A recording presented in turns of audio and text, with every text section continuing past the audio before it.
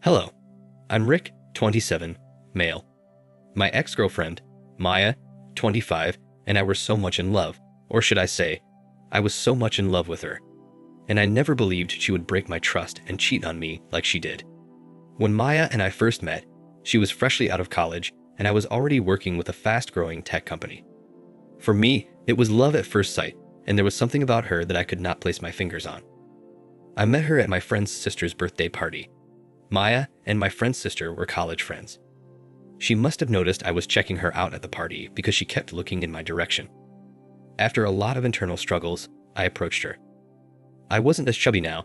I just had a noticeable weight, which runs in my family, and I had been that way since childhood. In the past, many girls had turned me down, laughed in my face because I tried hitting on them. And I wasn't expecting anything different with Maya. She was gorgeous, and I expected her to either snub me or pretend like I didn't exist, but she was different. She spoke to me politely, and we talked for the rest of the night and had such a great time. It was my first time feeling that good and confident in a long time, and because we clicked so well, we exchanged contacts, and I gave her a call as soon as I got home. From there, we started seeing each other often, went on lunch dates, and our friendship grew as time passed. I found Maya to be different from other girls of her age. She was kind, witty, and intelligent. I figured from the first night we talked. I wasn't just attracted to Maya because of her beauty. What attracted me most to Maya was her intelligence and sense of humor. Not so many girls had given me the opportunity to go on multiple dates with them, but Maya was generous to give me a shot. I was always attracted to intelligent people. I didn't like being around people with no life goals, vision, or future plans, and Maya was all of it. She was just out of college, actively scavenging the job openings, rushing for the marathon of interviews, and whatnot. I loved to see how serious she was about her career. I never had a real relationship apart from one in high school. Not because I couldn't keep one, but because the girls wanted something more than a nerdy boy's love, which I didn't have. So, meeting and dating a girl like Maya felt like a win for me. It was months since she had graduated, and she had no luck in the job hunting game. She had left the college dorm and shifted with her friend, but it was becoming difficult for her to survive. Her parents were not well off to support her post-graduation. They had made it clear to her that she needed to care for herself after graduation. The friend with whom Maya lived was very clumsy and would often have a boyfriend at the house. Since it was a one-bedroom flat, it became difficult for Maya to live in that house. Maya said living at her friend's place was taking its toll on her mental health, so I asked her to take a break for a while and move in with me. Although I was just starting my career in tech, the pay was good. I earned enough to care for both of us without her contribution. We lived in a spacious one-bedroom apartment, and I single-handedly took care of rent, paid the bills, and took care of groceries. I never complained because I loved her and didn't see a big deal in spending some extra bucks on her. Blind love, yeah. Throughout our relationship, everything went on smoothly, and we barely had any major fights. Maya managed the house, did the dishes and laundry, went grocery shopping, and took care of my bed needs. She was so great in bed, and I enjoyed every bit of the moment with her. Before Maya and I started dating, she told me about her ex-boyfriend in college and how he maltreated her. I assured her I was a gentleman, and I kept my promise. In the past, I had never had issues controlling my anger, and I never laid my hands on anybody or a woman, so she was safe with me. Believe it or not, I had never cheated in the past, and I didn't plan on cheating on her. Also, my work was 60% remote and 40% on-site, so I shuffled our house and the office, and this allowed us to spend enough time together. To show how transparent I was with her, I even came up with the rules of telling each other wherever we went, who we were with, and what we were doing whenever we were out. I did this to show her I meant serious business with her, and that I had nothing to hide. As our relationship progressed, we introduced each other to our parents, and in no time, we knew all of each other's friends, mainly those close to us. I didn't have a best friend, but Maya had. Her name was Andrea, and she used to hang out with Maya all the time.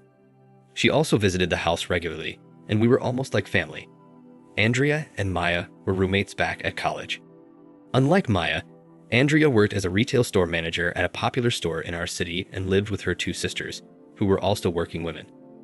As per Andrea, Maya was able to crack the job for the same supermarket, but Maya declined the offer because she wanted a corporate job. I guess she became very comfortable with me providing for her, although I didn't say this to her. Andrea would often tease her and call her spoiled. Maya claimed she had worked hard, juggling many part-time jobs as a teenager while in college, so she deserved to be relaxed and cared for. On my end, I was happy to give her that break. I didn't have any issues with taking care of Maya. In fact, I was glad I could provide and take care of my woman. One evening, while we were at a fancy restaurant to celebrate my promotion, Maya suddenly asked, "What do you say if we get married?" I stuttered. I was taken back for a moment, but it didn't totally come as a surprise. I had been thinking of settling down with her, but I still had a lot of things under consideration, so I told her we would be married when the time was right, and she smiled. To be honest, I wanted Maya to start her career before we took our relationship to the next level. I always wanted to get married and have a family. After Maya came into my life, I've always imagined my life with her. I had even bought the ring to propose to her, but was waiting for her to get her career straight. But somehow, she found the ring in my closet, and before she could make any assumptions, I had to make an early proposal. The first time Maya broke the news to her best friend, Andrea, she looked more shocked than happy. Not the kind of shock that her best friend was getting married, but the shock that her best friend was getting married to me. I had expected more excitement from her, especially since she would be Maya's maid of honor, but the excitement did not come. Her response was, "Are you being serious?" Andrea then tossed her purse on the floor and held Maya's ring. Then she looked up at me and forced a smile. Trust me, I had been around them for a very long time, and I could tell when her smile was forced and when it was genuine. Although I didn't mention it to Maya, I felt Andrea was not happy for her friend. In the past, I noticed Andrea was always awfully nice to me. Once, we three were hanging out in our apartment. While Maya went inside the kitchen to prepare some quick snacks, Andrea hinted to me that Maya was not who I thought she was. I understood what she meant, but I played dumb. I asked her what did she mean. Andrea said that I would figure it out eventually. She was drunk. Besides, she did not pass a direct message, and I could not conclude based on that. In no time, we started planning our wedding. Maya wanted a big fat wedding, the kind she could invite all her friends, family, and frenemies, but that was not what I wanted. First, it was significantly about my budget since she would not be contributing a penny to it. Secondly, I believed there was life after the wedding. I loved kids, and I wanted us to have a child almost immediately. And that meant we'd need to rent a bigger apartment and take care of other things. Although Maya had all the reasons to want a big wedding, I still kicked against it. She mentioned something about having the perfect expensive wedding, but we both knew it was impossible. Surprisingly, Maya got a job a couple of months before our wedding. I told her I could not afford to buy the brand of wedding gowns she needed and pay for her bridesmaids' stresses, so she figured it was better to get a job and handle most of her bills instead of bugging me. Her wise decision impressed me, and I hoped she would keep up with her career after we married. Also, I expected she would contribute to our wedding plans with her new job in the picture, but she didn't. Everything she earned was channeled to her gown, shoes, accessories, and everything her bridesmaids needed. So I ended up paying for the wedding venue, hall, cakes, and almost everything on my own. 2 weeks before our wedding, I noticed that Andrea began to text me more and more. She'd text me in the morning to ask if I slept well, and she'd text me if she went shopping with Maya. In fact, it was a long list of reasons to text me, but whenever we met, or she came to our house to help Maya with something, she would remain calm so Maya would not suspect anything was off between us. At one point, I had to tell Andrea to stop calling and texting me because it was getting out of hand. I was afraid that it might jeopardize my relationship with Maya. I was too afraid to mention it to Maya because I didn't want it to ruin her friendship or wedding preparation. I knew how much she loved and trusted Andrea, and deep down, I believed Andrea was trying to seduce me or get me to change my mind about marrying her best friend. On the night of Maya's bachelorette party, I understood why. I was in the club section of the hotel where we were all lodging at a day before our wedding. I was drinking with some of my friends when Andrea called me and said there was something she wanted to show me. At first, I didn't want to go because I believed she wanted to seduce me one last time. But when she mentioned Maya and a familiar name, I took one of my friends and went upstairs. I got to the hotel room they were using for their small party. I saw Andrea outside the door waiting for me. She told me something I could not believe, and when I opened the door, my heart nearly fell into my stomach. Before I opened the door, I heard soft moans from their room, and my chest constricted as I touched the door's handle. To my greatest shock, I saw Maya on top of another man, which I suspected was the male stripper they hired to entertain them. The moment she saw me, she jumped off and struggled to cover herself with the sheets. Almost instantly, I recognized him. As Andrea had told me, he was her college ex-boyfriend, and I didn't even know when I started crying. It was too much to handle, and I walked out on them without saying a word. My friend who had escorted me upstairs was also mortified. He tried to talk to me, or maybe calm me down, but I shrugged him off and walked out. As I walked down the corridor, I heard Maya yelling at Andrea. Why would you do this to me? My life was going perfectly, but you ruined it. Andrea yelled back, I told you he deserved better. Rick has been nothing but good to you. I told you to break up with that loser boyfriend of yours and be with Rick, but you wanted to eat your cake and have it. I didn't bother to look back. I could not believe Maya had been playing me the whole time. It was too painful to accept, and I wished I could handle the hurt I felt, but I couldn't. Andrea even tried to follow me. I slammed the door in her face. I drank until I could not differentiate between a shadow and an actual person. The following morning, I woke up to a ton of missed calls from Maya and some other people. When I left the room, Maya was already wearing her wedding gown. She looked so miserable. The moment she saw me, she ran to me and asked why I wasn't dressed for our wedding, and hearing that made me so furious. Out of anger, I pushed her away and announced I was calling off our wedding. Everyone was shocked, and they kept asking why I changed my mind. Even my parents were shocked to see me in that state, because no one expected this to come after all the money I had spent on the preparations, but I was too heartbroken to speak. I stared at Maya with blood boiling down my spine. I went back into my room and locked myself.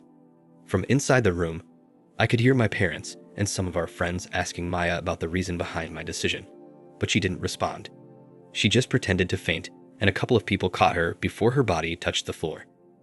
After cleaning up from the previous night, I left the hotel room with a few belongings I had taken there. I switched off my phone after I dropped an apology message on my friend's WhatsApp group chat. Please don't blame me. I don't know how else to react. It's been a week since then, and I still don't know how to come to a term that I was being played on. Now for the first update. Hi everyone. Thank you for your comments. It means so much to me. Some of you commented in my original post about why I didn't do the background check with my friend's sister before dating Maya. So the thing was, I was stupid. I did not feel the need to do it aggressively. However, I remember subtly asking my friend's sister about Maya during the initial dating phase. She responded that they both were in different departments and Maya was her friend's friend. And after college, they were not in touch, so it didn't help much. Speaking of Maya, I met her yesterday and she was so mad at me for standing her up at our wedding. It's kind of funny, right? She ignored what she did and made me the villain in this story. She told her parents I canceled the wedding because I had drunk too much the previous night and I wasn't in my right senses. I think she is mistaking my quietness for foolishness. I didn't want anything to do with her anymore, and I didn't understand why she thought we both could be a thing again. To make this worse, she admitted that she was still having an affair with her ex-boyfriend when we were dating, which broke me more. She did it so because I was always working, and I didn't give her the kind of attention she needed. Right now, I am so confused. I never neglected Maya or turned down any of her needs. She was also why I always worked so hard. I could take care of our bills and still care for her. Even as I type this, the thought of her sleeping with her boyfriend behind my back still hurts me. And right now, she's asking us to fix another wedding date because she cannot bear the embarrassment. To think that she only apologized once about how she had hurt me shows that she never loved or valued me as much as I loved her. It was more of a one-person thing. I've told her I cannot marry her. I just cannot. Meanwhile, I kicked her out of my house and changed my locks. After I met with Maya yesterday, I also met Andrea to thank her for helping me dodge a bullet. It was through Andrea that I knew Maya had been getting money from me to take care of her boyfriend, and any time she asked for a ridiculous amount to buy something, she gave it to him. Also, I never mentioned that Maya went to the gym every evening while we lived together. She was just obsessed with being fit, and I didn't think something was wrong with that. Well, I just found out that she was meeting with her college boyfriend every day, and most of the time, she said she was with Andrea, but she wasn't. She only asked Andrea to cover up for her. And the reason Andrea was so shocked when Maya showed her the engagement ring was because, a couple of days earlier, she had told Andrea she wanted to settle down with her college boyfriend because she was deeply in love with him. Now I understand why Andrea wouldn't stop texting or calling. She was looking for a way to tell me what was happening, but I didn't give her the opportunity. Sometimes I feel I deserve this because I was so stupid that I got trapped so easily. I have made up my mind, and there won't be another wedding. I will be meeting her again in 2 days to trash her belongings. I will make another update soon. Now for the second update. Hello everyone. Sorry for the delay in updating. I met Maya again the second time 3 weeks ago, and something unexpected happened. Meanwhile, when I told her we would never be together again, talk more about getting married, she looked me in the eye and said, Do you think calling off our wedding will help you find a better woman? Ha. No woman in her right mind would want to be with an overweight man like you. You should consider yourself lucky to marry a woman like me. In my entire life, I had never been insulted like that, and it hurt so much that it came from someone I once loved or someone who claimed she loved me. At that point, I knew the kind of person she was. Although it's hard to admit, I realized she had been using me the whole time. I knew I'm overweight, but I didn't want a marriage where my wife felt like she was doing me a favor. I knew how these kinds of marriages always turned out to be. We didn't talk much that day because she threw my engagement ring on me and walked out in anger. I blocked her on all of our mutual social media platforms and even her number. But before I blocked her parents from calling me, I visited them and told them how much of a whore their daughter was. And they were so disappointed when they found out the truth. About a week later, after Maya walked out on me in the cafe, a strange number began to call me repeatedly. When I picked it up, I immediately recognized Maya's voice. She sounded different, calmer, and more respectful. Without beating around the bush, she asked if we could meet because she had something important to tell me, but I insisted she say it over the phone. But before she said it, she started apologizing. She asked me to forgive and forget everything that happened between us in the past, so we could start on a fresh slate. Guess what? Maya said she wanted to tell me she was pregnant, and I found that really odd. And without waiting for me to say another word, she added, I'm pregnant with your baby, Rick. And I busted into a loud laugh. I told her it wasn't April Fool's yet, and she was already pulling pranks.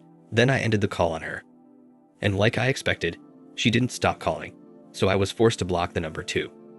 It turned out that her boyfriend had abandoned her after he knew she could no longer take care of him, and when she broke the news of the pregnancy to him. So when it didn't work, she thought she could pull a fast one on me. Since then, she's been trying to call me with strange numbers, and I kept rejecting them. Just 2 days ago, she showed up at my house uninvited. Andrea was there with me. When she saw Andrea, she attacked her with her filthy words, calling Andrea a whore who destroyed her best friend's life. She even accused me and Andrea of having an affair and cheating on her. I had to call the police on her, and yesterday, I filed a restraining order for her. I can only imagine how miserable her life would be without a job and someone to help her raise the baby. As for Andrea and I, there's nothing between us, and I don't think we'll ever be a thing. She shows up sometimes to check on me. Right now, I just want to have my life fixed, and hopefully this broken heart of mine will heal one day. While I still cannot forgive her for what she did to me, I guess she got what she deserved. I'm still trying to heal and move on. Any advice would be highly appreciated. Thanks. Thank you for watching. Like and subscribe if you enjoyed the video. See you next time.